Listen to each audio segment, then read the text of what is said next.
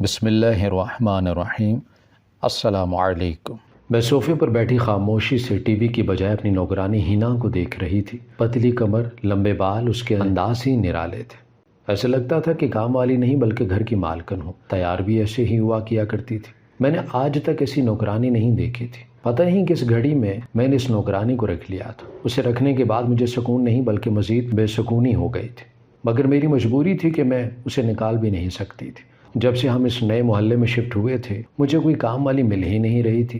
میں امید سے تھی، اس لیے مجھے کسی نہ کسی کو اپنی مدد کے لیے رکھنا ہی تھا۔ اور پھر ایک دن یہ نوکرانی خود ہی ہمارے دروازے پر چلی آئی اور کہنے لگی کہ میں سارے محلے میں کام کرتی ہوں، آپ لوگ نئے شفٹ ہوئے ہیں، اگر نوکرانی کی ضرورت ہو تو میں کام کر لوں گی۔ مجھے تو لگا تھا کہ خدا نے میری فریاد سن لی ہے اور مجھے گھر بیٹھے ہی نوکرانی مل گئی ہے، لیکن اسے رکھنے کے بعد تو میری پریشانی میں مزید اضافہ ہو گیا تھا۔ وہ خوبصورت تو تھی ہی، ساتھ میں اس کا انداز اور ادائیں ایسی تھیں کہ میں حیران رہ جایا کرتی تھی۔ ایسا لگتا تھا کہ جیسے کوئی بہت پڑھی لکھی لڑکی ہو، بات کرنے کا انداز بھی ایسا ہی تھا۔ میں جب بھی پوچھا کرتی تو وہ یہی کہتی کہ ہاں باجی، میں نے 10ویں پاس کر رکھی ہے، لیکن 10ویں پاس کو کون نوکری دیتا ہے، اس لیے گھروں کا کام کاج شروع کر دیا ہے۔ یہ سن کر میں خاموش ہو جاتی تھی۔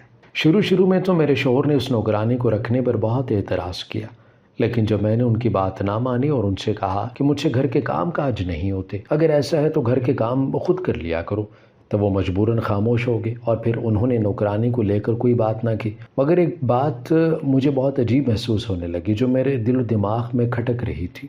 جس بات نے میری نیندیں اڑا دی تھی وہ میرے شوہر کا اس نوکرانی کے آگے پیچھے پھرنا تھا۔ جس نوکرانی کو رکھنے پر میرے شوہر کو اس قدر اعتراض تھا، وہ اسی نوکرانی کے آگے پیچھے پھرتے دکھائی دینے لگے تھے۔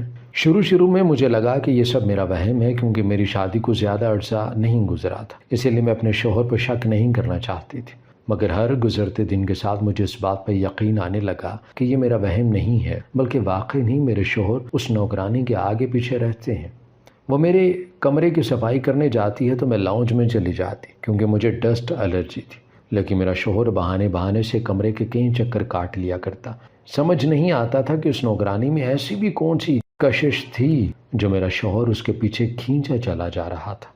ایک دو دفعہ میں نے سختی سے زاویار کو سمجھانے کی بہت کوشش کی کہ جب ہینا صفائی کر رہی ہو آپ اس کے پیچھے کمرے میں نہ جایا کریں، اچھا نہیں لگتا، پتہ نہیں وہ آپ کے بارے میں کیا سوچے گی۔ لیکن میری بات سن کر زاویار عجیب سی نظروں سے مجھے دیکھتی اور کہتی کہ میں ہینا کے پیچھے نہیں جاتا ہوں، کسی نہ کسی کام سے ہی جایا کرتا ہوں۔ پتہ نہیں تم نے کیسی نوکرانی رکھ لی ہے، وہ تو ایک کمرے کی صفائی میں گھنٹہ لگا دیتی ہے، اب کیا میں اس کے انتظار میں اپنے کام کو چھوڑ دوں؟ پتہ نہیں ایسے کون سے کام تھے جو میرے شوہر کو اسی وقت یاد آتے تھے جب ہینا ہمارے گھر کی صفائی کیا کرتی تھی۔ شروع میں تو میں زاویار کی بات کا یقین کر لیتی، لیکن ہر گزرتے دن کے ساتھ مجھے اپنے شوہر کی بات پر بالکل بھی یقین نہیں رہا تھا۔ کبھی تو مجھے لگتا تھا کہ وہ مجھ سے بے وفائی کر رہے ہیں، لیکن مجھ جیسی پڑھی لکھی ہوئی اور خوبصورت بیوی کو چھوڑ کر وہ ایک نوکرانی کے پیچھے کیسے لگ سکتے تھے، یہی سوچ کر میری طبیعت خراب ہونے لگتی تھی۔ میں امید سے تھی اور ان دنوں میں عورت چڑچڑی ہو جاتی، عجیب سے سوچیں آنے لگتی ہیں اور میرا حال بھی کچھ ایسا ہی تھا۔ میں اگر کسی بات کو لے کر سوچنا شروع کرتی تو گھنٹوں اسی بات پر اٹکی رہتی، تو کبھی مجھے لگتا ہے کہ شاید میں ہی غلط سوچ رہی ہوں۔ زاویار نے تو مجھ سے اپنی محبت سے شادی کی تھی، وہ بھلا مجھے دھوکہ کیوں دیتے؟ میری خاطر تو انہوں نے اپنا گھر باہر تک چھوڑ دیا تھا۔ ایک دن میں انہی سوچوں میں گم تھی کہ میری پرانی سہیلی شائستہ کا فون آ گیا۔ نہ چاہتے ہوئے بھی میں اس سے یہ بات کہہ بیٹھی کہ پتہ نہیں کیوں مجھے ایسا لگتا ہے کہ میرا شوہر ہمارے گھر کی نوکرانی میں دلچسپی لینے لگا ہے۔ میری بات سن کر شائستہ کچھ چونک گئی تھی اور کہنے لگیں پھر تو تمہیں نظر رکھنی چاہیے، یہ نوکرانیاں جو ہوتی ہیں نا بڑی ہی خراب ہوتی ہیں، گھر کے مالکوں کو پھنسا لیتی ہیں اور مالکن کی جگہ لے لیتی ہیں۔ تمہارا شوہر بھلے ہی تمہیں نہ چھوڑے لیکن وہ تمہارے پیٹھ پیچھے ایسی جوان نوکرانے سے چکر چلانے سے باز نہیں آئے گا۔ ویسے بھی اس نے تم سے بھی تو ایسے ہی محبت کی شادی کی ہے نا۔ شائستہ کی بات نے میرے ہوش اڑا کے رکھ دیے تھے۔ وہ مجھے بہت کچھ سمجھا رہی تھی لیکن میں تو پتہ نہیں کہاں گم ہو گئی تھی۔ میری اور زاویار کی شادی کو 6 مہینے ہی ہوئے تھے اور میں سسرال سے الگ ہو گئی تھی۔ دراصل میں اور زاویار ایک ہی کال سینٹر میں نوکری کیا کرتے تھے اور وہیں ہم دونوں محبت کے بندھن میں بندھ گئے تھے۔ کال سینٹر کی نوکری میں کبھی دن کی ڈیوٹی ہوا کرتی تو کبھی رات کی۔ ہم دونوں ایک دوسرے کے ساتھ بہت زیادہ وقت گزارتے تھے اور یہی بات میرے سسرال والوں کو ہضم نہیں ہو رہی تھی کہ میں لڑکی ہو کر کیسے نائٹ ڈیوٹی کرتی ہوں۔ انہیں یقین تھا کہ میں خاندانی نہیں ہوں، کیونکہ ان کی نظر میں خاندانی لڑکیاں ایسی نوکریاں نہیں کرتی۔ زاویار کے گھر والے ویسے بھی ایک نوکری پیشہ عورت کو اپنے گھر کی بہو نہیں بنانا چاہتے تھے، اسی لیے وہ اس رشتے کے سخت خلاف تھے۔ لیکن زاویار کے آگے وہ مجبور ہو گئے اور انہوں نے مجھے اپنے گھر کی بہو تو بنا لیا لیکن اپنا نہ سکے۔ میری ہر چھوٹی بڑی بات میری ساس کی نظروں میں کھٹکتی۔ مجھے گھر کے کام کاج بھی نہیں آتے تھے۔ نوکری کی وجہ سے میں نے کبھی گھر کو وقت ہی نہیں دیا تھا۔ اسی بات کو لے کر وہ مجھے کچھ کہہ دیتی تو میں ان سے جھگڑا کرنے کھڑی ہو جاتی۔ 3-4 مہینے ہی ہم نے ایک ساتھ گزارے اور اس کے بعد گھر میدان جنگ بن گیا۔ نہ مجھ سے خاموش رہا جاتا تھا، نہ زاویار کی ماں میری خامیوں کو نظر انداز کیا کرتی تھی۔ زاویار کا حال تو فٹ بال جیسا ہو گیا تھا۔ وہ ماں اور میری بیوی کے درمیان جب گھن چکر بن گیا تھا تو انہوں نے یہ فیصلہ بھی کیا کہ ہم الگ ہو جاتے ہیں۔ یہ سن کر ان کی ماں نے خوب ہنگامہ کھڑا کیا اور کہنے لگی، میں نے تو پہلے ہی کہا تھا یہ نوکری پیشہ عورت ہی تمہیں ہم سے الگ کر دے گی، ایسی عورتیں بڑی ہی چالاک ہوتی ہیں۔ لیکن زاویار نے صرف اس وجہ سے الگ گھر کی راہ اختیار کی کیونکہ میں پریگننٹ تھی اور وہ نہیں چاہتی تھی کہ ان دنوں میں پریشان رہوں۔ زاویار کی ماں نے بھی صاف کہہ دیا تھا کہ ٹھیک ہے، جب تم لوگ الگ ہو رہے ہو تو پھر اپنی پریشانیوں اور مسئلوں میں ہمیں الجھانے کی ضرورت نہیں ہے۔ تمہاری بیوی امید سے ہے، اسے اسپتال بھی خود ہی لے کر جانا اور اس کا دھیان بھی خود ہی رکھنا۔ میں بہو کی خاطرداریاں کرنے کے لیے نہیں آؤں گی۔ مجھے بھی ان سے خاطرداریاں نہیں چاہیے تھیں۔ میں نے بھی سامان اٹھایا اور زاویار کے ساتھ الگ گھر میں نئی زندگی شروع کی۔ میرے لیے تو الگ گھر اور زاویار کے ساتھ یہ زندگی کسی فینٹیسی جیسی تھی، لیکن 4 دن میں ہی میرے ہوش ٹھکانے آ گئے تھے۔ اب تک تو میں نوکری کرتی رہی تھی، اسی لیے مجھے گھرداری کا کچھ پتہ بھی نہیں تھا۔ جب نوکری چھوڑی تو شادی ہو گئی، لیکن اب جب الگ گھر میں آئی تو پتہ چلا کہ گھرداری کس چڑیا کا نام ہے۔ مجھے تو دن میں تارے دکھائی دینے لگے تھے۔ کھانا پکانا، صفائی کرنا، کپڑے دھونا، نہ جانے کتنے کام تھے۔ کام کرنے کے لیے کھڑی ہوتی اور اسی میں ہی شام ہو جاتی۔ دوسرے کام کی باری ہی نہیں آتی تھی، نہ ڈھنگ سے کھانا پک پاتا تھا، نہ ہی زاویار کے کپڑے پریس ہوتے۔ 2-4 ہفتے یہ معاملہ چلا اور اس کے بعد زاویار کی بس ہو گئی۔ کہنے لگیں کہ فاطمہ کب تک ہم ایسی ہی زندگی گزاریں گے؟ کچھ تو اپنے آپ کو ٹھیک کرو۔ میں جانتا ہوں تم حاملہ ہو، لیکن اس کا یہ مطلب تو نہیں ہے کہ سارا گھر ہی تتر بتر ہو جائے۔ نہ ہی مجھے وقت پر کھانا ملتا ہے، نہ ہی استری شدہ کپڑے ملتے۔ بتاؤ میں نوکری پر کس طرح جاؤں گا؟ میں صبح کا گیا شام کو تھکا ہارا لوٹتا ہوں تو گھر کی یہ حالت دیکھ کر میری جان جلنے لگتی ہے۔ زاویار دھیرے دھیرے مجھ سے بدظن ہو رہے تھے۔ محبت اپنی جگہ، لیکن ایک مرد کو عورت وہی اچھی لگتی ہے جسے گھرداری کے طور طریقے آتے ہیں، اور میں فی الحال ان طور طریقوں سے ناواقف تھی۔ زاویار کو بھی سمجھ آنے لگا تھا کہ کیوں ان کی ماں مجھ سے ناراض تھی۔ زاویار اکثر باتوں باتوں میں کہتے کہ فاطمہ یہ گھرداری تمہارے بس کی بات نہیں، ہم واپس چلے جاتے ہیں، نہ ہی تم اپنا خیال رکھ سکتی ہو نہ ہی گھر کا۔ میں کسی صورت اس جوائنٹ فیملی میں واپس نہیں لوٹنا چاہتی تھی، اسی لیے میں نے جلدی سے اس مسئلے کا حل ڈھونڈا اور اس نوکرانی کو رکھ لیا جو میرے گھر کے دروازے پر خود ہی کام مانگنے آئی تھی۔ میں نے گھر کے تقریباً سارے ہی کام اس کے ذمہ ڈال دیے تھے۔ وہ صبح آتی، کھانا چڑھاتی، ساتھ ہی صفائی بھی نمٹا دیتی، ہفتے میں ایک دفعہ میرے سارے کپڑے بھی دھو دیا کرتی، اور اسی طرح اچھے خاصے کام نمٹ جایا کرتے تھے۔ لیکن پتہ نہیں کیوں زاویار کو اس سے کچھ مسئلہ تھا۔ وہ مجھے صاف صاف کہنے لگے کہ گھر کے کام کے لیے تم نے ایک انجان لڑکی کو رکھ لیا ہے، پتہ نہیں کون ہے، کیسی ہے، بہتر تھا کہ تم خود ہی گھرداری سیکھتی۔ زاویار کی اس بات پر میں چڑ سی گئی اور زاویار سے کہا کہ اسی لیے مجھ سے شادی کی تھی نا، تاکہ ماں سے بنا کر رکھ سکو۔ اب تو تمہیں تمہارے سارے کام ہوئے مل رہے ہیں نا، پھر کیا تکلیف ہے؟ یقیناً تمہاری اماں نے ہی تمہیں کوئی پٹی پڑھائی ہے جو تم میرے سکون کے پیچھے ہی پڑ گئے ہو۔ میری بات پر وہ خاموش ہو گئے، لیکن کچھ ہی دنوں میں کایا ایسی پلٹی کہ وہ ہنا کے آگے پیچھے بھورے کی طرح منڈلانے لگے تھے اور میرے لیے زندگی ایک تنگ دائرے میں قید ہو گئی تھی۔ ایسا لگتا کہ جیسے میں ہر وقت ہنا اور اپنے شوہر پر نظر رکھ رہی ہوں اور کوئی کام ہی نہیں۔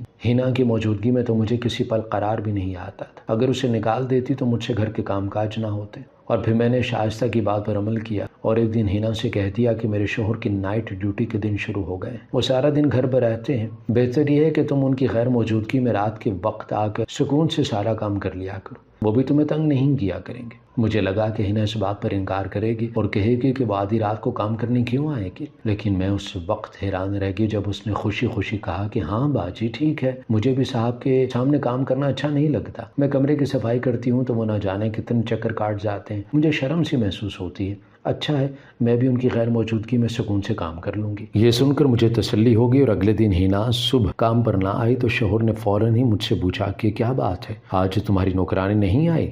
तुम बड़ी सुकून से बैठी हुई हो। मैंने मुस्कुरा कर उनकी तरफ देखा और कहा कि मैंने नौकरानी हटा दी है, मैं सारा दिन आपकी खिदमत करूंगी और आज जब आप नौकरी पर जाएंगे तो घर के काम भी निपटा दूंगी। वैसे भी आपको मेरा नौकरानी रखना बर्दाश्त नहीं हो रहा था ना, और मैं भी घर के काम काज करने के काबिल हो चुकी हूँ। शुरू के 3 महीने गुजर गए हैं तो उल्टी मतली में भी काफ़ी कमी हो गई है। मेरे लिए घर संभालना अब ज़्यादा मुश्किल नहीं है। मैंने असल बात हजम कर ली और ख़ुद जावियार के सामने अच्छी बीवी होने का नाटक रचाया था। मैं नहीं चाहती थी कि जावियार को ये बात पता चले कि मैंने हिना को रात में काम के लिए बुला लिया है। मुझे यकीन था कि वो इस बात पर एतराज़ करते या फिर उन्हें लगता कि मैं उन पर शक करने लग गई हूँ। मैं हर हाल में अपने रिश्ते को बचाना चाहती थी और घर के सुकून को ख़राब नहीं करना चाहती थी, इसीलिए मैंने जावियार से पूरी बात को छुपा लिया था। अब जावियार रात को 8 बजे अपनी नौकरी के लिए निकलती और उसके बाद हिना हमारे घर चली जाती। वो मुझसे बातें भी करती और जल्दी जल्दी काम भी कर लेती। उसके हाथों में बड़ी फुर्ती थी। मैं उसे काम करता देखती तो सोचती, पता नहीं मैं कब इस तरह के घर के काम करने के काबिल हो सकूंगी। वो मुझसे मेरे ससुराल के बारे में भी सवाल जवाब करती। मैंने भी उसे अपनी दुखी दिल की दास्तान सुना दी।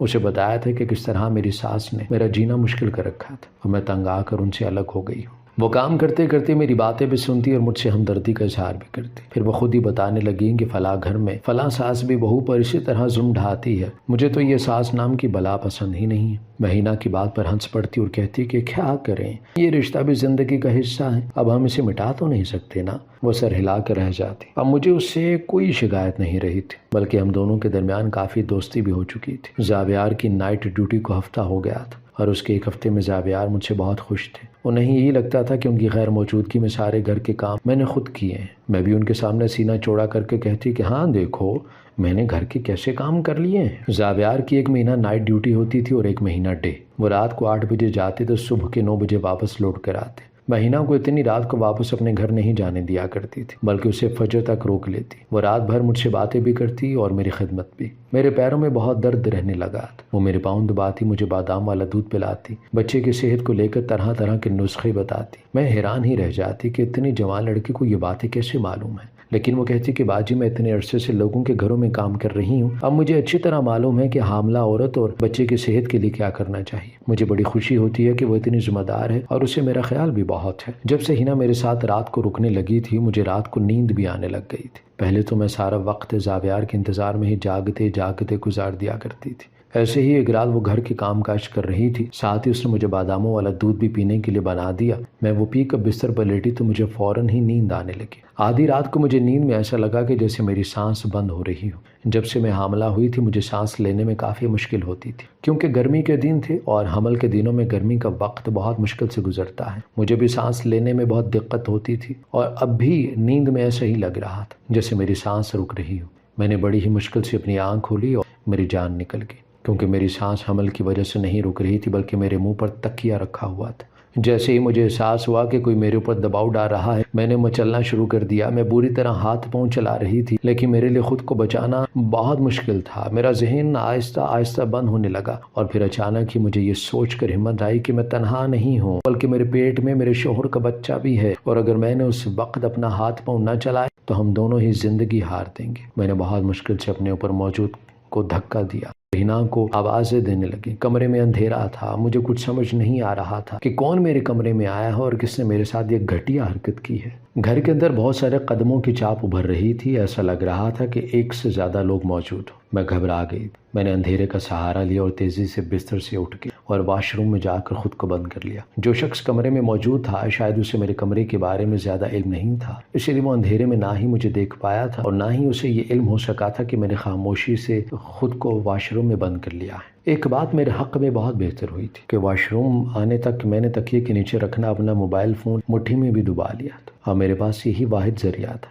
जिससे मैं खुद को बचा सकती थी। मैंने जल्दी से अपने शोहर को फ़ोन मिलाया और उन्हें बताया कि घर में चोर घुस आए हैं, क्योंकि मुझे यही लगा था कि कोई रात के अंधेरे में मेरे घर में चोरी की नीयत से आया है। ये सुनकर जावियार परेशान हो गए और उन्होंने सख्ती से मुझे ताकीद की कि मैं वॉशरूम का दरवाज़ा ना खोलूं, और उन्होंने पुलिस को भी फ़ोन कर दिया था। मुझे अपने शोहर का इंतज़ार था। घर की सारी लाइट्स खुल चुकी थी। घर में जो लोग मौजूद थे वो मुझे तलाश कर रहे थे। اور انہیں پتہ چل گیا تھا کہ میں واش روم میں ہوں، اسی لیے وہ لوگ دروازہ توڑنے کی کوشش کرنے لگے۔ گزرتے لمحے کے ساتھ میرا سانس بند ہونے لگا تھا۔ کچھ دیر اور مجھے اسی طرح واش روم میں گزری تو میں چکرا کر گر پڑی اور بے ہوش ہو گئی۔ اس کے بعد مجھے کچھ ہوش نہیں آیا تھا، اور جب ہوش آیا تو میرے سامنے زاویار کھڑے تھے۔ میں ہسپتال کے بستر پر موجود تھی۔ مجھے ہوش میں آتا دیکھ کر وہ فوراً میرے قریب آئے، میرے ماتھے پر ہاتھ رکھا اور پوچھنے لگے کہ میں ٹھیک ہوں نا؟ میں نے بڑی مشکل سے انہیں بتایا کہ ہاں میں ٹھیک ہوں، لیکن یہ سب کیا تھا؟ گھر میں چور کیسے گھسے تھے؟ زاویار نے ایک دکھ بھری نظر مجھ پر ڈالی اور کہنے لگیں کہ یہ سب تمہاری جھوٹ کی وجہ سے ہوا ہے، کیونکہ تم نے مجھے یہ بات نہیں بتائی کہ تم نے ہینا کو میری غیر موجودگی میں رات کو گھر بلا لیا ہے۔ مجھے تو پہلے ہی دن وہ لڑکی بہت چالاک اور دھوکے باز لگی تھی۔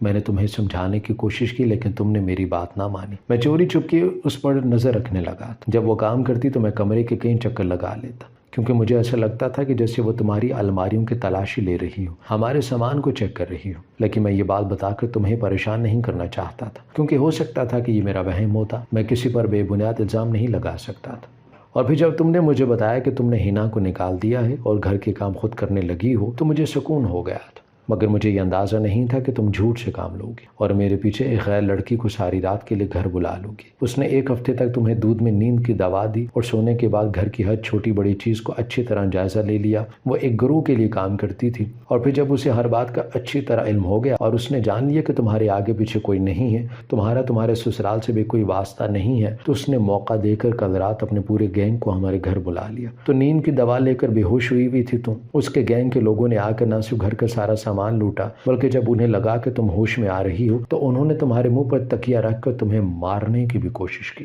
اگر تم کل رات ہمت سے کام نہ لیتی تو شاید اپنی زندگی نہ بچا پاتی، کیونکہ وہ صفاق گروہ آج سے پہلے بھی بہت سے گھروں میں ڈکیتیاں کر چکے ہیں اور مزاحمت کرنے والے لوگوں کو قتل کرنا ان کی عادت ہے۔ خدا نے تمہیں نئی زندگی دی، البتہ ہمارا سارا سامان لٹ چکا ہے، کیونکہ میرے آنے تک تقریباً سارا ہی گروہ فرار ہو چکا تھا۔ البتہ ہینا پکڑی گئی اور اسی کے بیان سے یہ سارا سچ پتہ چلا ہے۔ زاویار کی بات سن کر میرے ہوش اڑ گئے تھے۔ میں نے جانے انجانے اپنے اور اپنے بچے کی زندگی کو مشکل میں ڈالا تھا۔ میں رونے لگی تھی کیونکہ میں نے غلط انسان پر اعتبار کیا تھا۔ زاویار نے میرے بالوں میں ہاتھ پھیرا اور کہنے لگیں کہ دیکھو فاطمہ، میں تمہارا شوہر ہوں، تمہارا برا نہیں چاہتا۔ اگر تم میرے گھر والوں کے ساتھ مل جل کر رہتی، میری ماں کی چھوٹی موٹی باتوں کو دل پر نہ لیتی، تو آج تم سکون سے زندگی گزار رہی ہوتی۔ بڑے بوڑھوں کو روکنے ٹوکنے سے ہی ہم بچوں کو زندگی گزارنے کا صحیح طریقہ آتا ہے۔ اگر میری ماں تمہارے غلط کاموں پر تمہیں نہ ٹوکتی تو تمہیں کیسے پتہ چلتا کہ تم غلط ہو؟ اکیلے رہنا، الگ گھر میں زندگی گزارنا تمہارا بنیادی حق ہے، لیکن مل جل کر رہنے کے جو فائدے ہیں وہ تنہا رہنے میں کبھی حاصل نہیں ہوتے۔ اگر تم میرے گھر والوں کے ساتھ مل جل کر رہتی تو ہینا جیسی لڑکی کو کبھی اتنی ہمت نہ ہوتی کہ وہ ہمارے ہی گھر میں گھس کر ہمیں اپنا نشانہ بناتی۔ میں جانتا ہوں کہ نوکری کی وجہ سے تمہیں گھرداری نہیں آتی، لیکن ایک لڑکی کی زندگی گھرداری سے ہی بنتی ہے، چاہے وہ نوکری پیشہ ہی کیوں نہ ہو، لیکن گھرداری تو کسی بھی عورت کی بنیاد ہوتی ہے نا۔ اگر آج تم یہ سب نہیں سیکھو گی تو کل کو اپنی بیٹی کو کیسے سکھاؤ گی؟ زاویار کی باتوں پر میری آنکھوں سے آنسو بہ رہے تھے، کیونکہ وہ سچ کہہ رہے تھے۔ اگر میری ساس نے کبھی مجھے ٹوکنے کی کوشش کی تھی تو میں نے بھی آگے سے بھرپور انداز میں زبان درازی کر کے رشتہ میں بگاڑ پیدا کیا تھا۔ اچانک ہی میری نظر ساس پر پڑی جو میرے پیچھے ہی کھڑی تھی۔ وہ میرے لیے بہت زیادہ فکر مند تھی۔ جب زاویار پیچھے ہٹے تو وہ آ کر میرے گلے سے لگ گئیں اور کہنے لگیں فاطمہ، تم بھی میری بیٹی کی طرح ہی ہو۔ میں نے آج تک تمہیں جب بھی ڈانٹا اپنی اولاد سمجھ کر ہی ڈانٹا ہے۔ ہاں یہ ضرور ہے کہ مجھے تمہاری نوکری سے اعتراض تھا، کیونکہ مجھے یہی لگتا تھا کہ نوکری پیشہ آور عورتیں